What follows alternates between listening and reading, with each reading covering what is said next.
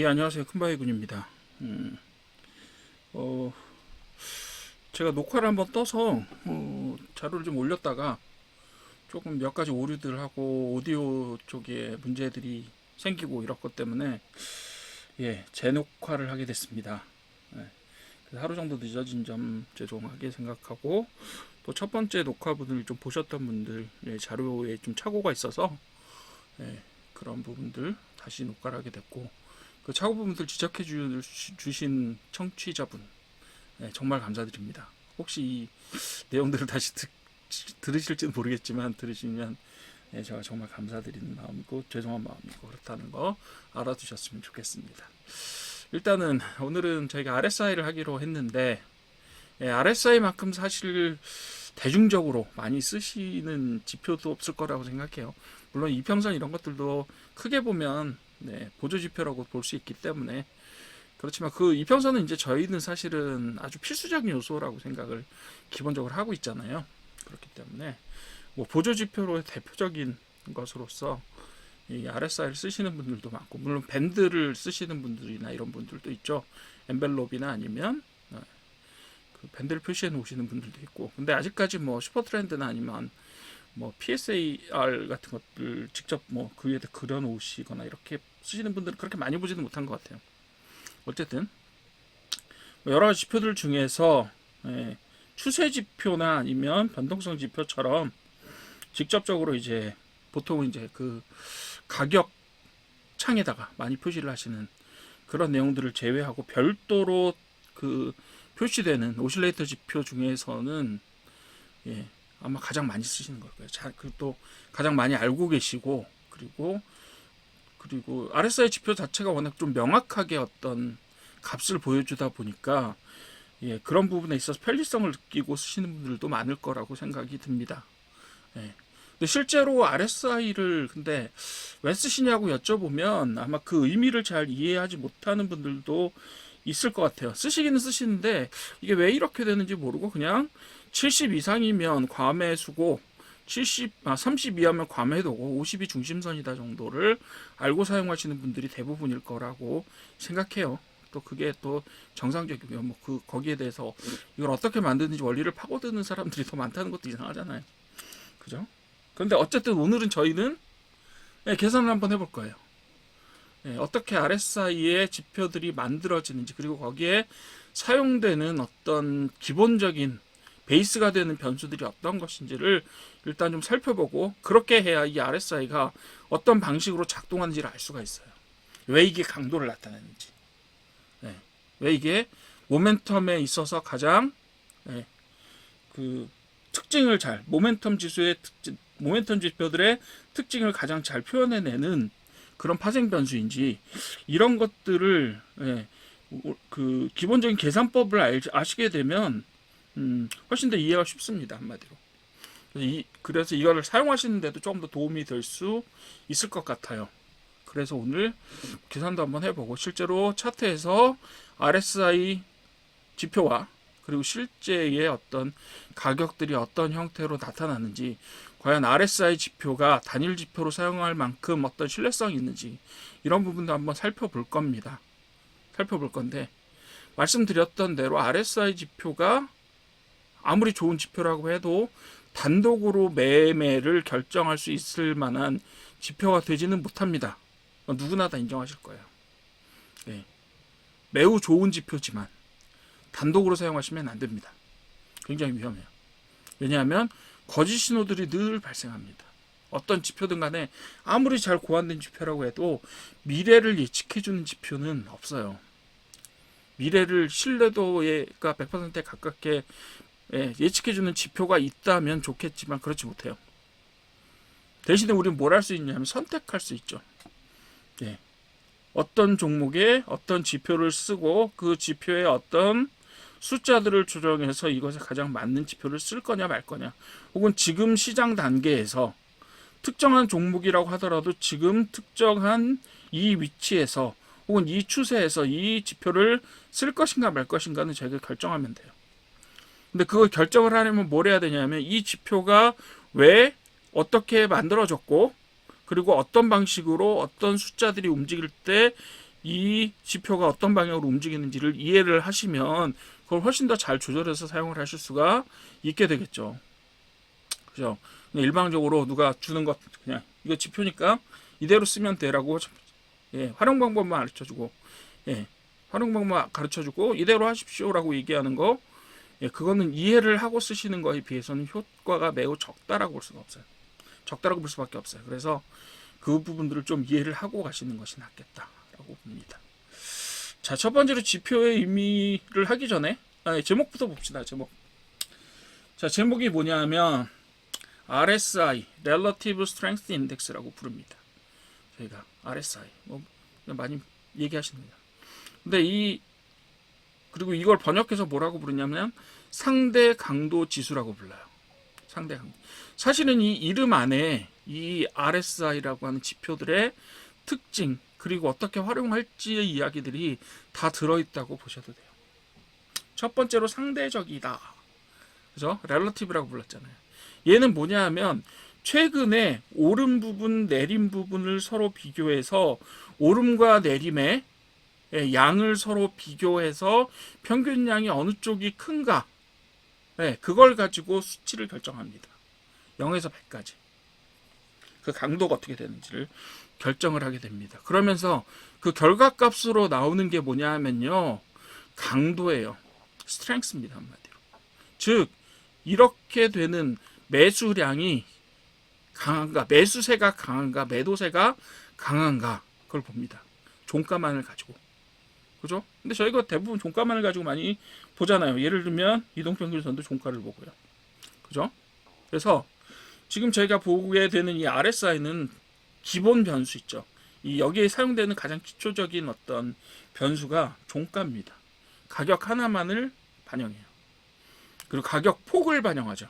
종가인데 종가가 올랐느냐 내렸느냐를 양적으로 표시해서 그걸 지수 형태로 만들었습니다. 즉 얘는 뭐냐면 상대적인 오름내림의 수치를 측정해서 그것을 강도라는 형태로 0에서 100 사이의 값으로 표현해 주는 겁니다.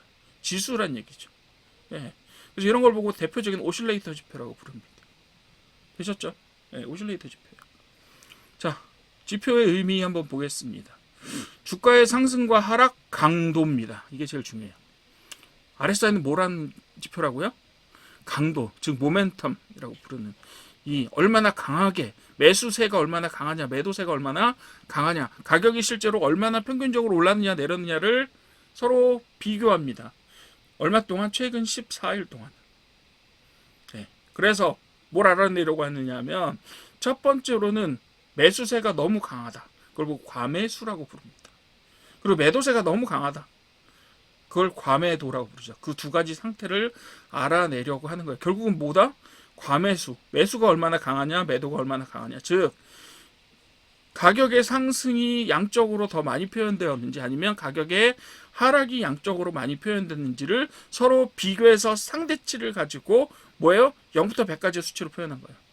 그게 바로 이 RSI의 의미가 되겠습니다. 요거는 계산을 해보시면 계산하는 공식을 보시게 되면 조금 더 그 성격에 맞게 어떻게 이 공식에 맞춰서 숫자들이 만들어지는지를 아실 수 있게 될 거예요.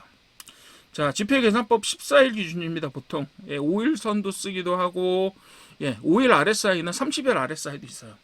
그리고 심지어는 단기적인 어떤 거래를 하시는 분은 RSI 2라고 해서 2일 동안의 RSI를 비교해서 계속 들쭉날쭉하는 것에 따라서 저기를 그 지표를 만들어서 사용하시기도 해요. 근데 저희는 일단은 제일 기본선인 14일 기준선을 쓰도록 하겠습니다. 14일 기준선. 7일선, 5일선 쓰잖아요. 너무 빨리빨리 움직이고요. 30일선 쓰시면 이게 위아래 닿지를 않아요. 도대체 30하고 70에 닿지를 않아요. 그래서 적당한 그 중간치인 14일을 저희가 보통 일반적으로 RSI의 기본적인 지표로 사용을 하게 됩니다. 첫 번째로 14일 기준으로 매일매일 상승과 하락을 계산합니다. 매일매일. 전날 종가하고 다음날 종가를 비교하는 거예요. 상승했으면 상승한 가격만큼을 플러스 시켜서 그날에다가 딱 써요. 예를 들면 올랐다 그러면 올랐다 그러면 뭐예요? 예. U라고 쓰고 거기에 얼마가 올랐는지를 표시해줘요. 그걸 매일매일 쓰는 거죠. 내린 날은요? 예, 요거는 D라고 생각하고 거기에 내림 분량을 플러스로 기록해요. 차이기 때문에. 하락분. 예, 이렇게 얘기합니다. 하락폭 혹은 하락분을 쓰는 거라서 예, 절대값으로 만든다라고 얘기하는데 뭐 말이 좀 어려우니까 어떻게 해요? 예, 마이너스. 떨어진 것도 떨어진 양만큼 플러스로 기록합니다. 예, 14일 동안 그럼 오른 날도 있고 떨어진 날도 있겠죠. 그렇죠? 그럼 오른 날에 합이 있을 거고 떨어진 날에 합이 있을 거예요. 그죠? 14일 동안이니까. 지난 14일이니까 매일매일 바뀌어요. 지난 15일째 거는 지워지고 어저께 새로 들어가잖아요. 그죠? 그런 식으로 14일 이동평균선 내는 거랑 똑같습니다. 14일 이동평균선을 내는 건데 문제는 그 14일 이동평균선을 낼 때 이동평균선 낼 때 어떻게 해요? 예, 상승분 다 합친 거를 14로 나누어 주시고 하락분 다 합친 거를 또 14로 나누어 주세요. 둘을 서로 비교해 봅니다. 예, 둘을 비교해요. 그래서 하락이 많았는지 상승이 많았는지 판단해 보시는 거예요. 그렇죠? 자, 그러면 제가 말씀드렸죠. 상승분을 계산했고 14일 동안 하락분을 계산했어요. 그래서 그걸 14로 나누어 주면 그걸 보고 뭐라고 부를 수 있냐면 평균 상승폭이라고 볼 수가 있겠죠. 이렇게. 그죠? 상승폭이고 이게 그리고 이게 평균 상승폭이에요. 요 상승폭을 다 계산해서 14일분을 더한 다음에 어떻게 해요? 예, 14일분 다 더하는데 14로 나눠주면 이게 되고요. 하락분을 다 더해서 계산한 다음에 하락폭으로 14로 나눠주면 평균 하락폭이 되겠죠. 그죠? 이렇게 되는 거예요. 전부 다 합친 다음에 14로 나눠줘요. 이동평균이라고 부르죠. 상대 강도를 계산해서 RSI를 계산하시는 방법도 있고요. 상승폭과 하락폭을 가지고도 예, 뭘 만들 수 있어요? 예, RSI 지표를 만들 수 있습니다. 그날의 지표 0에서 100 사이의 값을 결정하는 거죠. 자, RS 같은 경우는 상대 강도라고 해서요.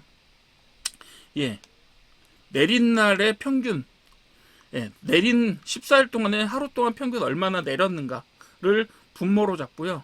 분자로 뭐가 올라왔냐면 올라간 값이. 자, 예를 들면 RS 같은 경우는 어떻게 될까요?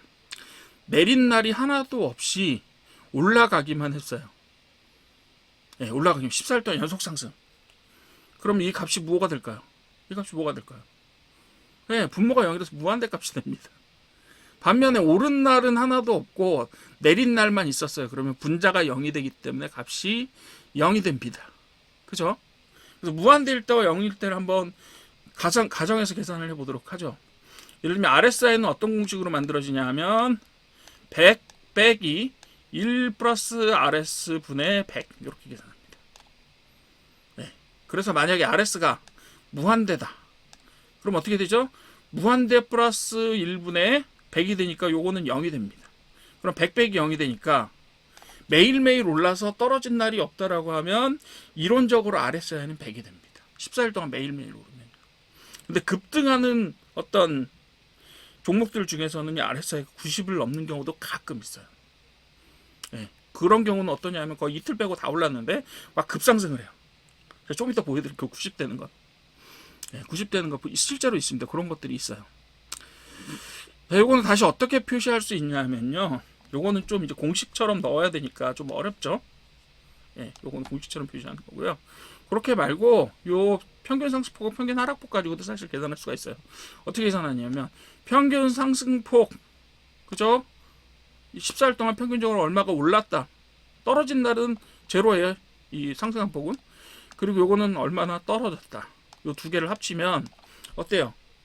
예, 두 개를 합치면 어때요? 평균적으로 오르고 떨어진 게 다 변동량이라는 게 구해지죠.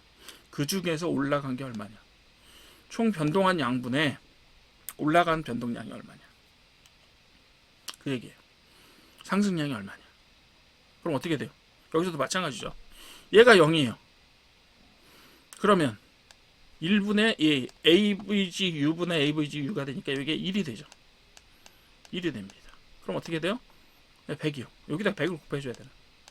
예, 이렇게 해주셔야 되나요, 사실은. 이렇게 해주는 게 맞아요. 그리고 이거 퍼센트니까요. 예, 퍼센트니까 이렇게 써주시면 되고. 만약에 요게 100이고 얘가 0이에요. 그러면 얘는 당연히 0쪽으로 수렴하겠죠. 이게 계산 공식이에요. 네, 되셨어요. 이렇게 계산하는 거예요. 자, 그럼 전체적으로 움직인 부분 중에서 올라간 거 얼마나 되냐? 올라간 게 전체면 100. 하나도 안 올랐다, 0. 그 중간 어딘가에, 그건 극단적인 거고, 그 중간 어딘가에 있을 거예요. 만약에, 예를 들어서, 얘가 50이에요. 50이라고 칩시다. 얘도 50이에요. 그러면, 당연히 얘도 50이겠죠? 50이에요. 계산 어떻게 될까요? 50 더하기 50분의, 50 더하기 50분의 50이니까 얘는 50이 될 거예요. 그죠? 이렇게 되는 거예요. 아시겠죠? 예, 이렇게 되는 거예요. 요 값이. 예, 요 값을 계산하시면 그게 RSI라는 값이 되는 겁니다. 즉, 올라간 분량하고 내려간 분량이 똑같다. 그럼 50이에요. 예, 얘는 어떻게 돼요? 종합적으로 지난 14일 동안 올라가지도 않고 내려가지도 않고 올라간 폭, 내려간 폭을 다 더했더니, 물론 그때 가격이 올라갔을 수도 내려가 있을 수도 있어요. 14일 전에 가격이 아니니까요. 14일 전에 가격하고 비교하면 그건 뭐가 돼요? 모멘텀이 되잖아요.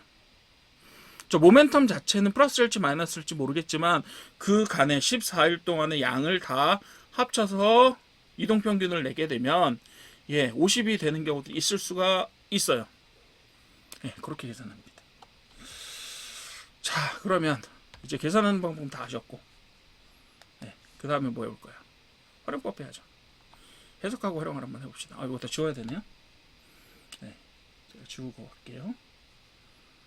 자, 싹 지우고 다음 페이지 넘어가겠습니다. 이런 게 좀 불편하군요.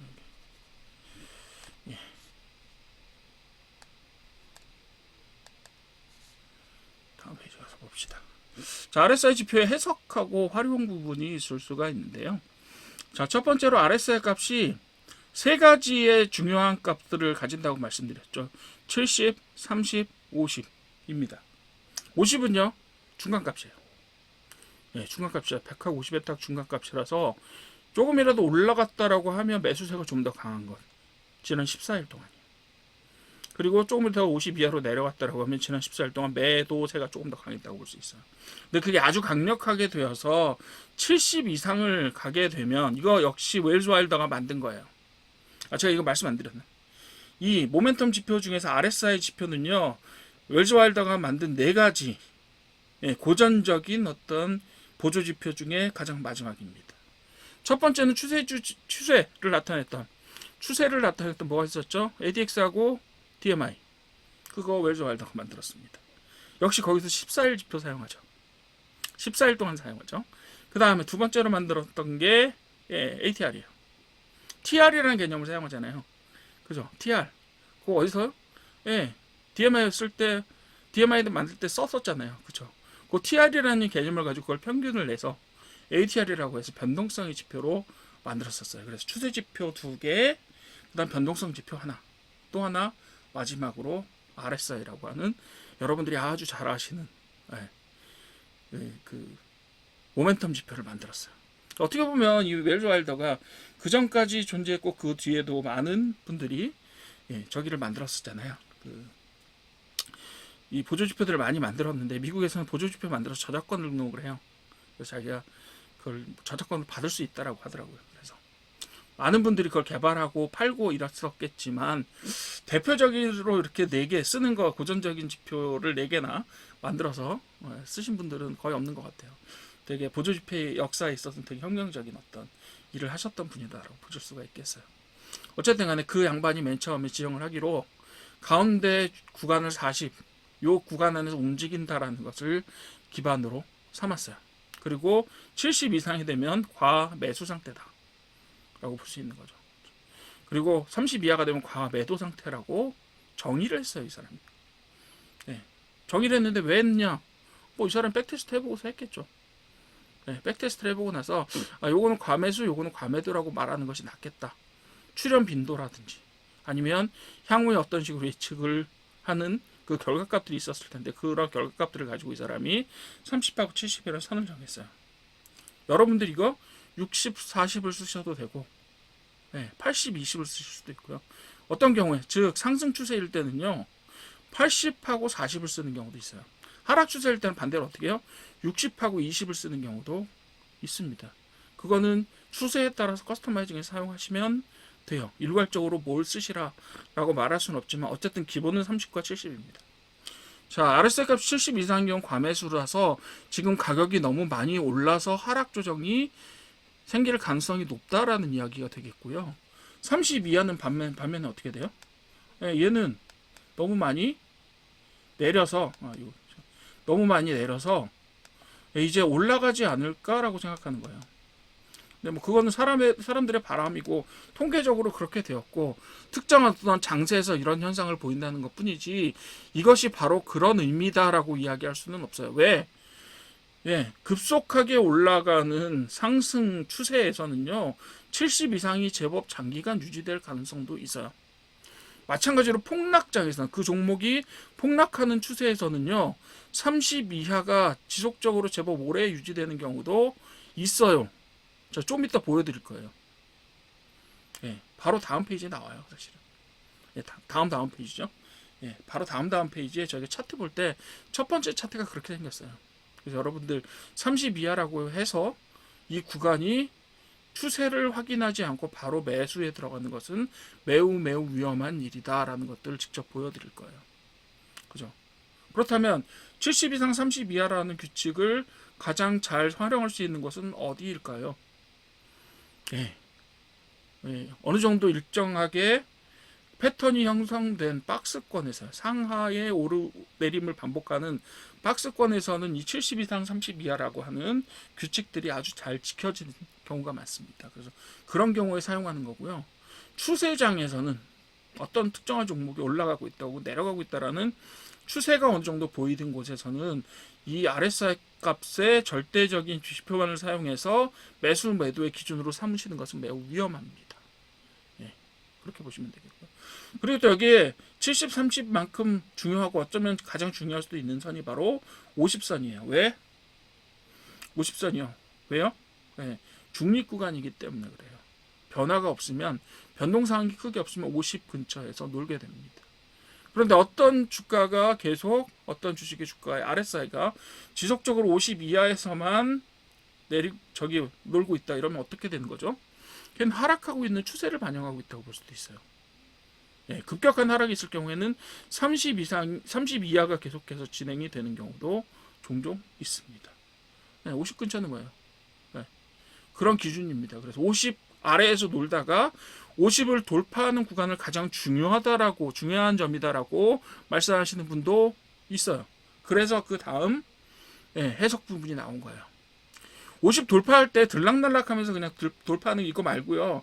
지속적으로 50 이하에 있다가 어느 날 갑자기 50을 RSI선이요. 50선을 돌파해서 올라간다. 요거는 뭐예요? 추세의 변동이 있다라고 봐도 크게 무리가 없는 거예요.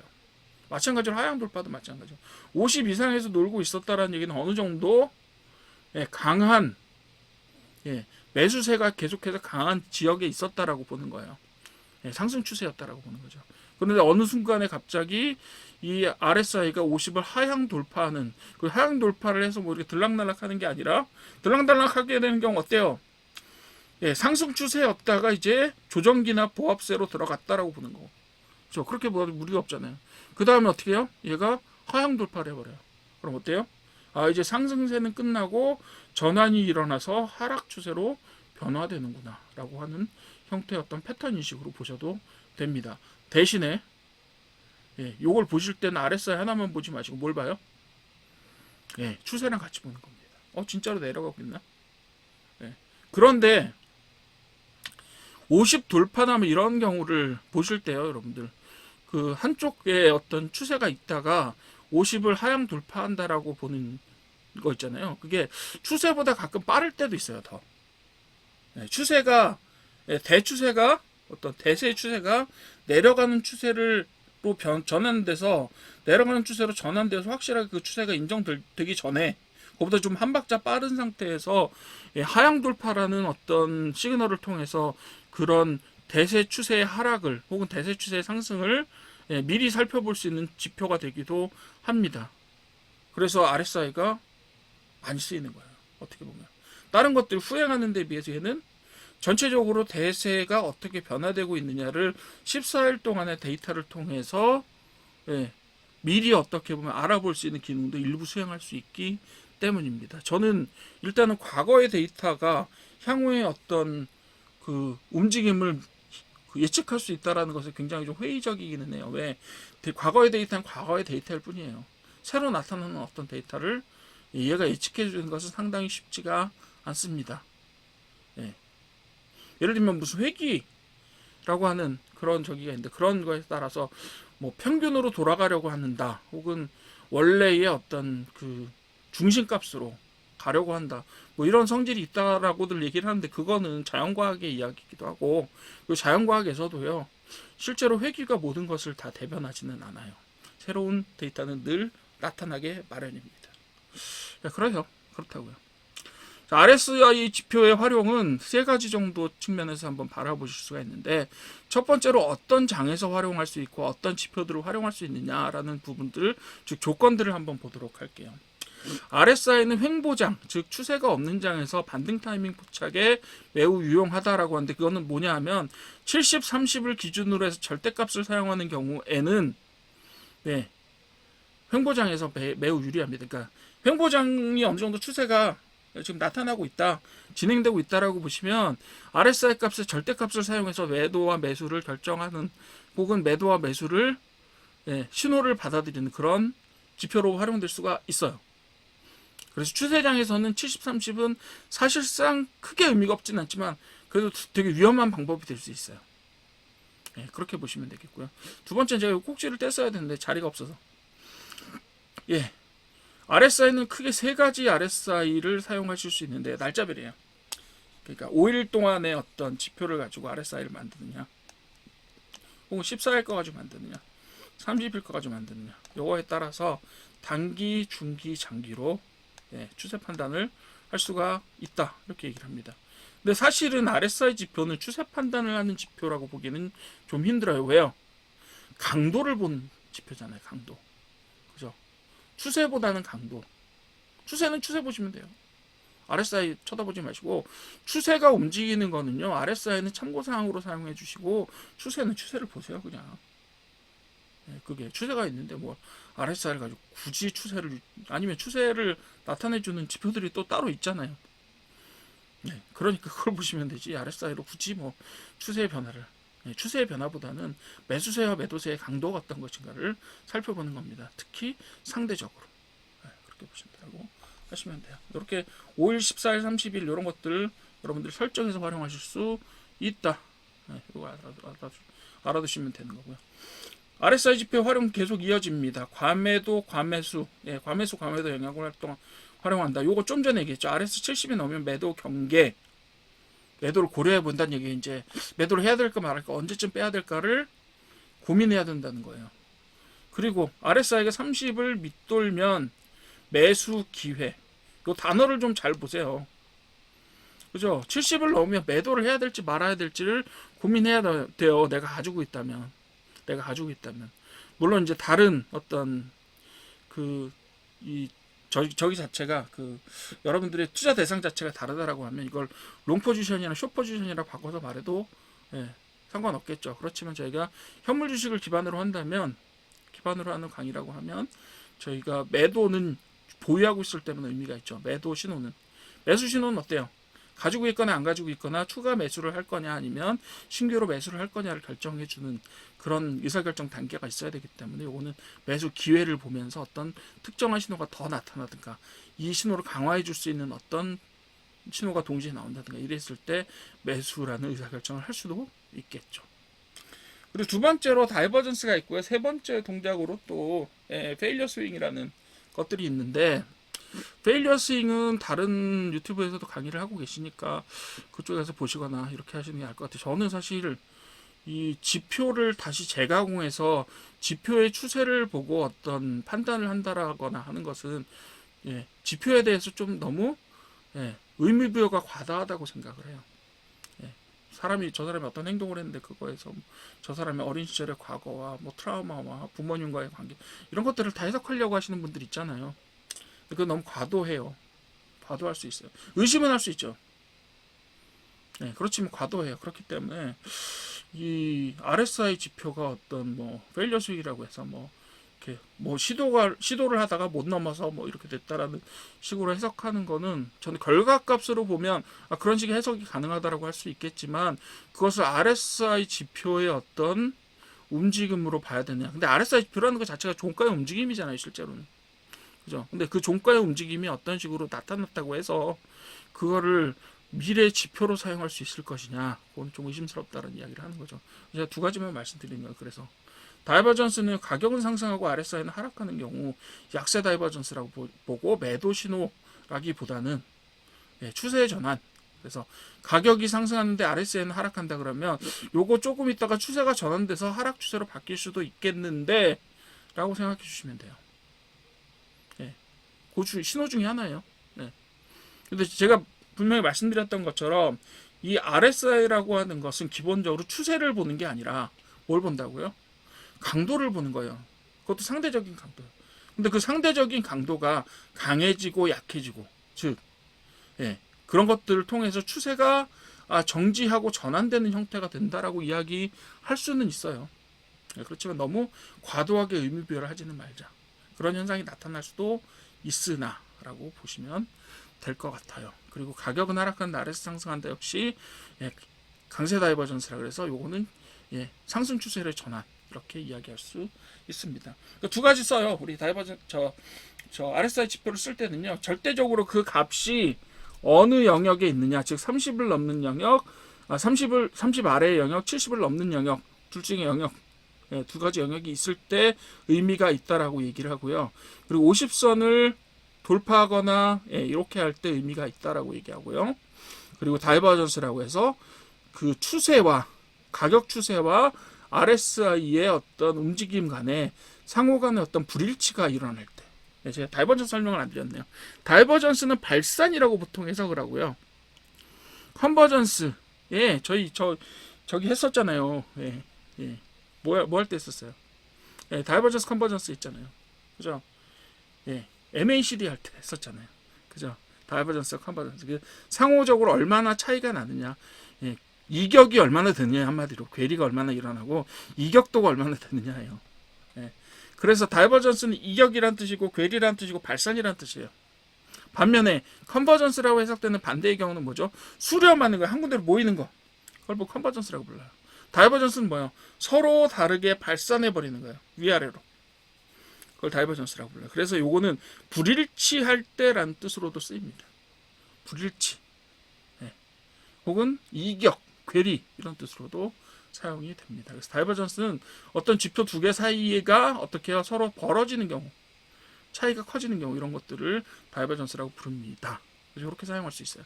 자, 정리 한번 해보시죠. RSI 지표는 기본적으로 강도를 나타내는 지표고요. 강도를 오름과 내림의 매도와 매수의 어떤 총량의 상대적인 값으로 나타내 준 겁니다. 그죠? 활용은 어떻게 한다고요? 70, 30, 50선을 기억하시고 70이 높으면 과매수, 30 아래면 과매도, 50이면 뭐예요? 평균인데 그 50 아래에서 RSI가 노느냐, 50 위에서 노느냐에 따라서 이것을 추세 지표의 판정의 보조적인 재료로 사용할 수는 있다. 이렇게 말씀을 드렸죠. 그럼 RSI 지표의 장단점을 한번 봅시다. 장점은요, 직관적이에요. 매우 직관적이에요. 색깔로 구분이 딱 돼요.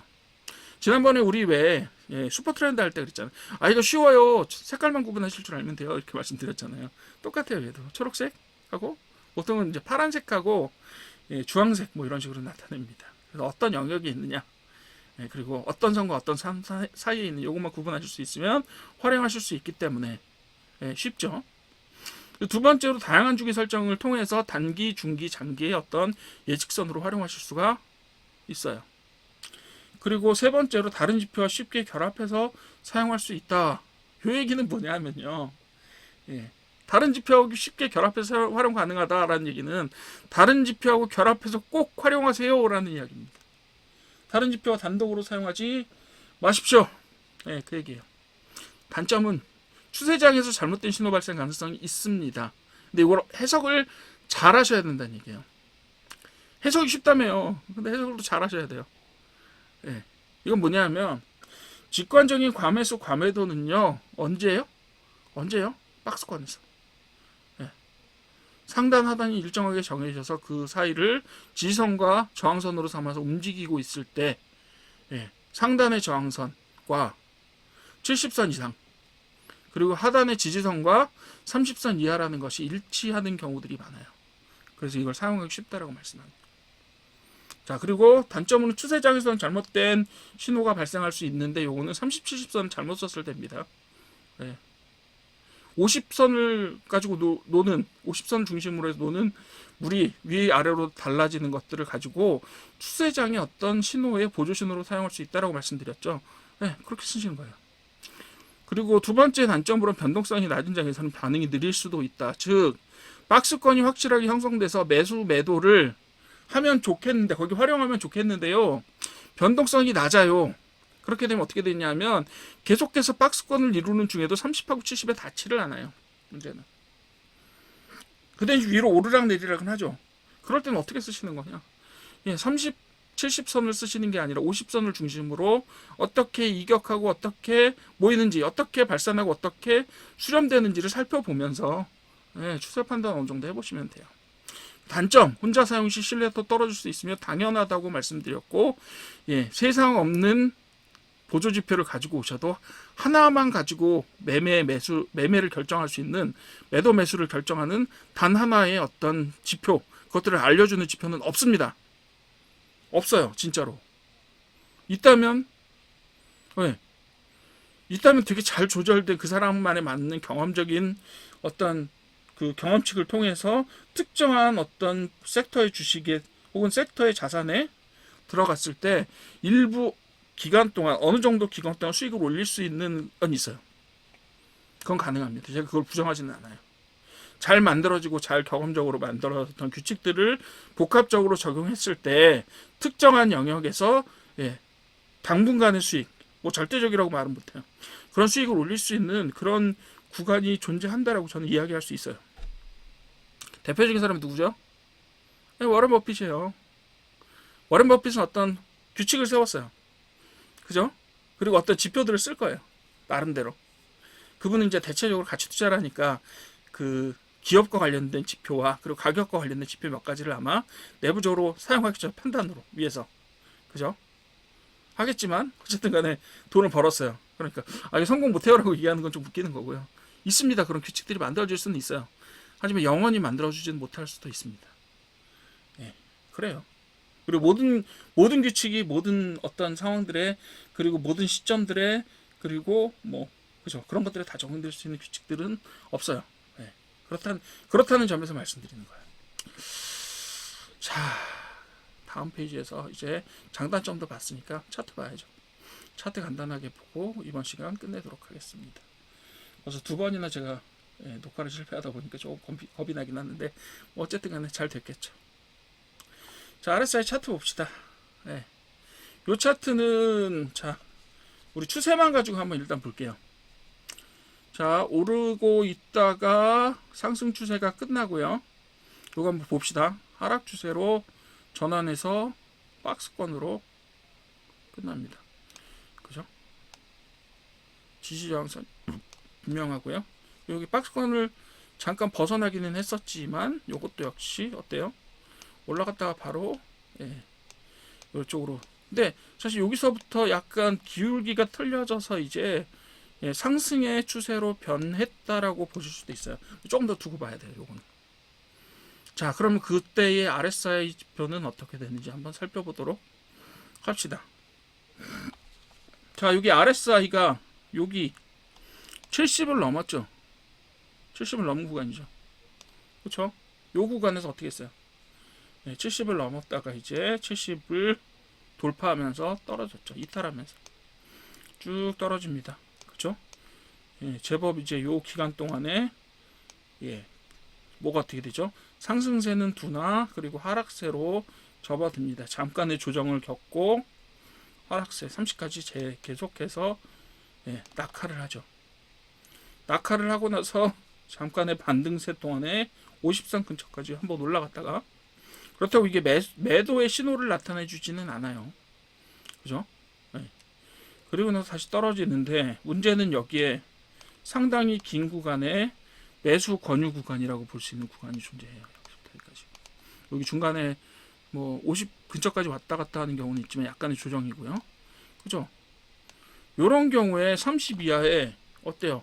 과매도 구간이라고 볼 수 있는데 이것이 장기적인 하락 추세장을 만났을 때, 그죠? 하락 추세 보이시죠? 요 추세일 때는 요 신호가 쓸모가 없다라는 거예요. 매수하시면 어떻게 돼요, 여기서? 아, 매수 신호 왔네, 이러고 매수했어요. 그냥 떨어지는 거 보고 괴로운 기간을 보낼 수밖에 없는 거죠. 그죠? 이렇게 되는 거예요. 그리고 나서 여기서 약간 조정 기간을 갖다가 박스권에 들어가죠. 첫 번째 박스는 50 근처로 가요. 그죠? 다시 50 근처로 갔다가 또 빠져요. 그죠? 다시 50 근처로 갔다가 40 근처에 날다 또 빠져요. 그죠? 30, 70은 근처에 가지도 않아요. 40에서 60 사이를 왔다 갔다 합니다. 그런데 얘는 변동폭이 여기서부터 여기까지가 80% 정도고요. 여기서 움직이는 구간은 대략 10%에서 15% 사이 정도예요. 그죠? 변동폭이 크지 않아요. 그렇기 때문에 어때요? 30, 70선에 절대 닿아서 신호를 내지 못합니다. 이런 경우에는 뭘 활용해야 된다? 50선 기준선을 활용하는 거래를 하셔야 되는 거예요. 이런 경우. 판단하기가 사실 좀 쉽지는 않아요. 되게 단순하게 뭐 이렇게 뭐 빨간 주황색 구간이냐 파란색 구간이냐 이런 것처럼 여기에서는 판단하시기가 쉽지가 않습니다. 그죠? 여기서 RSI 선을 보고 매매를 하시는 것도 좋겠지만 저 같으면 뭐 볼까요? 그냥 추세 볼 것 같아요. 박스권에서 추세선 그어놓고 아 여기 이렇게 견고하게 지지선이 만들어지는구나. 그럼 여기서 사서 그 다음에 우리 목표 수익률 오면 팔고 다시 내려오면 또 사고 여기서 이런 저기를 쓸 수 있을 것 같아요. 근데 제가 볼 때는 요거 RSI 타는 것도 좋지만 이것도 지표가 될 수 있으나 어때요? 저 같으면 그냥 추세 보고 할 것 같아요. 그죠? 추세 쪽이 훨씬 더 명확하잖아요. 박스권에서. 그렇게 보시면 돼요. 그리고 여기서 70선 하나 매도선이 보이는데 사실 이게 박스권으로 간다면 여기가 다 매도 근처가 되는 거죠. 그죠? 매도 신호라고 보셔도 되는 거예요. 그리고 뭐 이런 경우에 요거 한번 제가 볼게요. 제가 하나만 말씀드릴게. 여기 제가 지워놓고 볼게요. 요거만 지워놓고 볼게요. 싹 보면 요런 걸 보고 여러분들 저기를 뭐라고 부르냐면 보통 요걸 가지고요. 요런 모양 있죠. 요걸 가지고 페일리어 스윙이라고 볼 수도 있어요. 좀 크게 확대해 보면요. 되게 단기적으로 나타난 거라서 사실 페일리어 스윙이다라고 말하기는 좀 그렇긴 하지만 이런 경우에 여기서 70선을 뚫었잖아요. 그러면서 못 뚫고 떨어졌죠. 다시 70선 더 높아지지 못하고 그래서 다시 올라가다가 70선에 못 닿고 다시 떨어졌을 때 요 점을 매매점이라고 보기도 해요. 그렇게 봐주시기도 합니다. 여기서부터 어때요? 아 이제 하락이 시작되는구나 라고 생각하면 여기서 숏 포지션을 잡으시는 위치로 생각하기도 합니다. 그리고 사실 여기쯤 왔을 때 여기까지 왔을 때 여기 한번 하고 여기 하락세를 나타내지는 않거든요. 상승세가 좀 약해졌다라고 보는 거예요. 한마디로 여기 보시면 죄송합니다. 상승세가 약해졌다라고 보는 거예요. 그렇기 때문에 여기서 상승세가 약해지지 않으면 여기서 잘 보이지가 않아요. 이거 떨어지네라는 형태로 보이지가 않아요. 근데 진짜 떨어질 때는 언제냐면 올라갔다가 70선을 뚫었다가 뺐다가 다시 올라가려고 했다가 얘가 무너졌을 때 있잖아요. 요 시점. 요 시점에서 이제 진짜로 하락이 시작되는구나 라고 판단하실 수가 있는 거예요. 무슨 얘기인지 아시겠죠? 요 점을 매도점으로 삼기도 합니다. 혹은 숏 포지션을 잡는 그 어떤 매매점으로 삼기도 해요. 그렇게 여러 가지 해석을 보실 수가 있었네요. 여기서는. 그죠? 그리고 요거 지워놓고 보면요. 또 한 가지 설명드릴 수 있는 요소가 있는데요. 요거 좀 재밌는 요소들이 많네요. 요거 지워버릴게요. 제가. 요것도 지워볼게요. 자, 여러분들 보시게 되면 자, 여기 한번 다시 설명해 볼게요. 자, 요거를 보시게 되면 자 어떻게 됩니까? 고점을 계속 높여가고 있죠. 어때요? 네, RSI는 상승하고 있어요. 그죠? 근데 얘는 어때요? 예, 우리가 지금 흔히 보기에는 되게 박스권으로 보이잖아요. 그죠? 완전히 박스권으로 보이잖아요. 물론 약간 상승세가 여기서부터 나타난다고 볼 수는 있겠으나 예, 대체로 박스권이라고 보여지는데 이것도 어떻게 보면 다이버전스 일종이라고 볼 수 있어요. 명확하게 얘가 떨어지는데 뭐 RSI는 올라간다라 뭐 이렇게 고점을 높여간다더라 뭐 이렇게 설명하기는 쉽지 않지만 어쨌든 간에 이런 경우에도 약간 다이버전스라고 보실 수도 있고 요 추세가 지금 이제 이렇게 급하게 떨어지던 추세가 어떻게 됐어요? 예, 급하게 떨어지던 추세가 이제 여기서 박스권을 만나면서 서서히 어떤 상승의 준비를 하고 있다라는 시점의 어떤 신호 정도로 보실 수도 있을 것 같다. 그렇게 해석하시면 될 것 같아요. 그렇죠? 저는 뭐 이렇게 RSI 하나 가지고 여기서 사십시오 이렇게 말은 못해요. 왜요? 잘 안 맞으니까요. 예, 해석을 잘 하셔야 되고 예, 경험도 많이 필요하고 그러니까. 다음 페이지 볼게요. 자, 요거는 진짜 그야말로 널뛰는 텐데 이렇게 해서 그죠? 그럼 하나의 추세가 나타난다고 보기는 어렵으나 대세적으로는 하락하는 추세를 보이고 있다. 이렇게 보시면 되죠. 네. 여기서 출렁출렁거리면서 하락하고 있잖아요. 그래서 계속해서 RSI가 변해요. 네. 변해요. 이렇게 변하기 때문에 대세는 추세이기 때문에 여기서 30하고 70선을 활용하시는 것은 그게 그렇게까지 지혜롭지는 못합니다. 네, 지혜롭지는 못해요. 왜냐하면 요 30선에서 만약에 사셔서 요 70선에 파신다고 쳐요. 네, 70이 한 번밖에 안 나오니까요. 그죠? 그럼 어디서 사야 돼요? 여기서 사죠. 팔 때는 어디서 팔아요? 여기서 팔아요. 가격 차이 있나요? 없나요? 없어요. 별로. 없어요. 차라리 요 근처에 가서 파신다면 요것도 가격 차이가 크게 많지는 않네요. 그죠? 네. 뭐 이거는 사실상 요런 차트에서는 RSI 지표를 어떻게 활용해야 될지 좀 고민스럽기는 합니다. 예, 왜냐하면 대세 하락을 하고 있는 제법 좀 출렁거리는 주가라고 볼 수 있는데 사실 얘 재밌게 좀 보시게 되면요 오른쪽 보세요. 가격이에요. 몇 프로죠? 이게 한 40%밖에 안 돼요. 좀 전에 봤던 주식은 정확히 180%입니다. 여기서부터 여기까지. 예, 여기까지. 여기가 100이고요. 여기가 180이에요. 얘는 여기가 100이고요. 얘가 140이에요. 그죠? 우리는 사실상 차트 스케일에 항상 속고 있기는 해요. 그래서 어떤 기준들을 만들어 두셔야 돼요. 100%가 얼마나 올라가는 것인지에 대해서 크기를 한번 만들어 보세요. 얘는 100%짜리를 여기 세울 수가 없어요. 왜? 전체 다 해도 40%밖에 안 돼요. 그러니까 사실은 이렇게 전체적으로 움직임이 적은 주식 있잖아요. 적은 종목. 그런 종목이요. 전체적으로 움직임이 적은 이런 종목들 같은 경우는요. 그죠? 이런 경우에는 RSI 산이 오히려 왜곡을 하고 있어요. 그죠? 왜곡을 하고 있다기보다 얘는 좀 이렇게 크게 움직이지 않는 전체적으로 5% 10%씩밖에 안 움직여요. 그죠? 6,750원에서 7,000원 되는 거예요. 이거. 그죠? 여기 250원 선이 이렇게 좁아요. 250원 선이면요. 250원 차이면요. 얼마 차이냐면 4% 정도 차이밖에 안 나요. 그죠? 4%가 이만큼. 그죠? 근데 여기서는 되게 크게 보이잖아요. 4% 정도면 하루에 움직여도. 그러니까 여기서 상한가 치잖아요. 상한가 치면 얼마나 올라가냐면 여기까지 올라가요. 막대기 하나가 이만큼 돼요. 이렇게 될 정도로 변동성이 없는 거예요. 근데 얘가 상대적인 지수기 때문에 RSI는 상대적인 지표, 즉 떨어진 분량과 올라간 분량을 서로 비교해 상대적으로 나타내는 기법이기 때문에 실제로 보시게 되면 뭐 어떻게 보면 통계적인 부분들을 반영한다고 볼 수도 있죠. 어쨌든 간에 얘는 전체적으로 변동폭이 크지 않은데 RSI는 그래도 30에서 70까지의 선들을 충실하게 보여주고 있죠. 여기서. 그죠? 이렇게 보시면 된다. 얘는 사실상 RSI 차트를 적용해서 매매 기법을 적용하기는 쉽지 않은 그런 내용이 되겠습니다. 네. 다음 페이지 볼게요.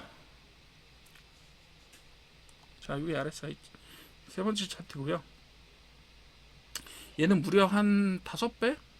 예, 이게 400원 정도 되니까 요 저점이요. 저희가 지금 보고 있는 차트의 저점이 400원 정도니까 여기서부터 2,800원까지 가죠. 예. 여기가 100이면 여기 700이에요. 6배. 6배짜리를 보시는 거야. 예. 굉장하죠? 예. 그렇게 보시면 되고요. 자, RSI 차트에서 우리가 일단은 첫 번째로 봐야 될 건 뭐죠? 30, 70이죠? 30. 여기 30. 여기 70 라인. 여기도 70 라인. 얘는 90까지 가네요. 그죠? 90까지 가잖아요. 얘는 80이고. 거의 뾰족한 선이 85 이상 거의 90에 가깝게 가는 것 같아요. 이런 경우가 잘 없는데. 그냥 보세요. 그때 70간 여기서 이제 요거는 상대적으로 되게 많이 떨어지긴 했지만 이전이 평평해서 그래요.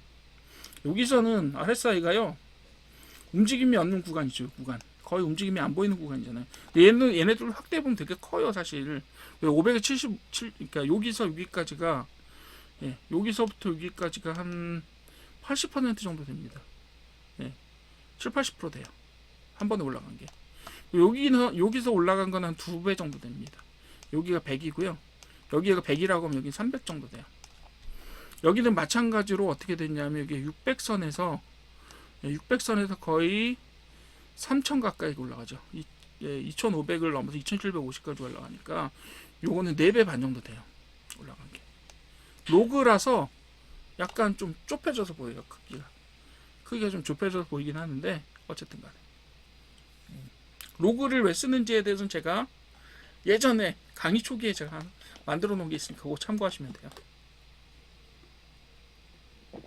자, 이렇게 7배 올라간 차트가 있는데 좀 전에 차트하고 비교해 보세요. 거의 10 몇 배의 사실 시각적인 왜곡이 일어나고 있는 거예요. 실제로 보시면 그 차트 상에서 벌써. 그래서 차트가 이렇게 폭이 넓잖아요. 7배, 8배 정도 폭이 넓은 차트하고 위에서 보셨던 것처럼 실제로는 가격폭이 적은 차트가 있어요. 근데 RSI는 상대적인 지표라서요. 100을 넘지도 않고요. 0 이하로 떨어질 수도 없어요. 그렇기 때문에 얘는 좀 뭐예요? 변동성이 없는 구간에서는 상당히 강조를 하고 어떻게 보면 과장을 해서 나타내고요. 그리고 굉장히 급격하게 올라가는 구간도 그렇게 극적으로 보이지 않게 80선 정도로 만들어져요. 80선 정도로 만들어집니다. 뭐 이렇게 되는 거예요. 그죠? 그리고 여기도 상승 구간이 있어.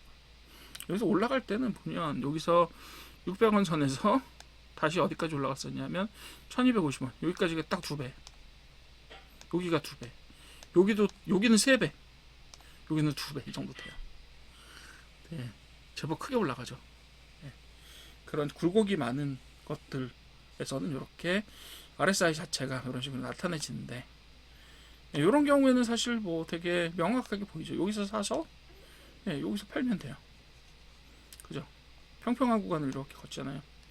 그죠? 30 근처에 접근했다가 네, 그럼 여기도 매수점이 될 거고 여기는 물론 매수점이었고 여기는 사면 한참 기다려야 되죠. 근데 여기도요 사실 10% 20% 움직이는 구간이 제법 많아요. 확대해 놓고 보면 그렇게 해요. 먹을 기회가 없었다라고 볼 수는 없어요. 그렇지만 어쨌든 간에 큰 그림으로 놓고 보니까 이렇게 됐더라. 그죠? 이렇게 보시면 되겠고. 자, 여기서 올라갔다 내려왔고 다시 여기서 또 올라갔다가 내려오죠.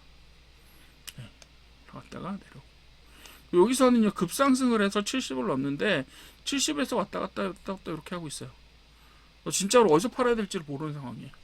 이런 경우에는 RSI에 오히려 손절선을 정하시는 것도 나쁘지 않은 방법이다라고 보실 수 있어요. 잘 따라오셨다면 요 30 근처에서 잘 따라오셨다면 기회가 여러 번 있죠. 그러고 나서 여기에서 계속해서 떨어지지 않고 상당 기간 조정 기간을 걷다가 여기에서 급락했다가 개파락이 엄청 크게 일어나죠. 그랬다가 다시 상승. 여기에서 총이요. 요 그림 안에서요. 이 시간 그 범위 안에서요.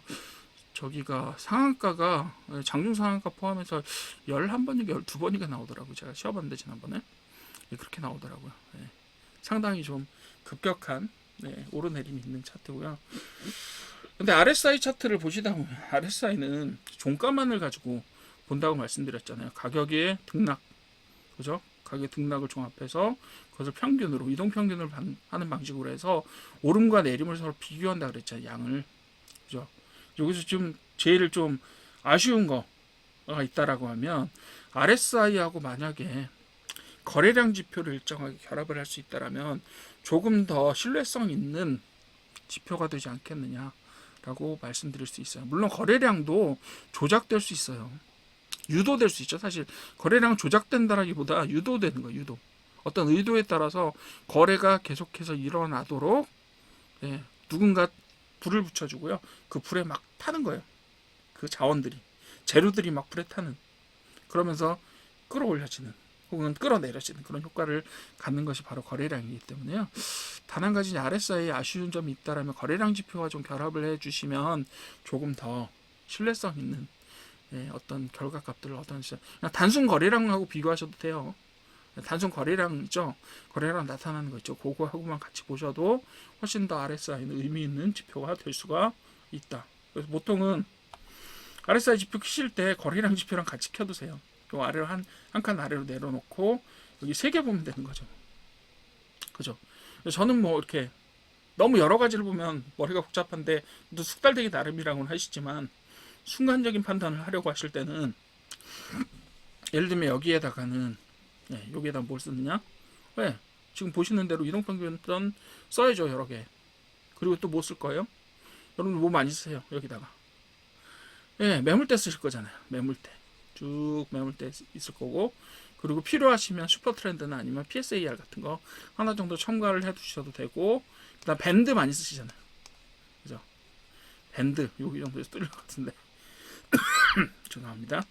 밴드 쓰시면 되고, 그리고 여기다가 뭐 예를 들면 RSI 그리고 거래량 이런 것들 띄워서 쓰시면 어느 정도 보완이 되는 차트 보기가 되지 않겠느냐라고 생각할 수 있습니다. 이 정도로 RSI는 보시면 되고, 참고적으로 어떻게 쓰셔야 될지는 제가 알려드렸죠.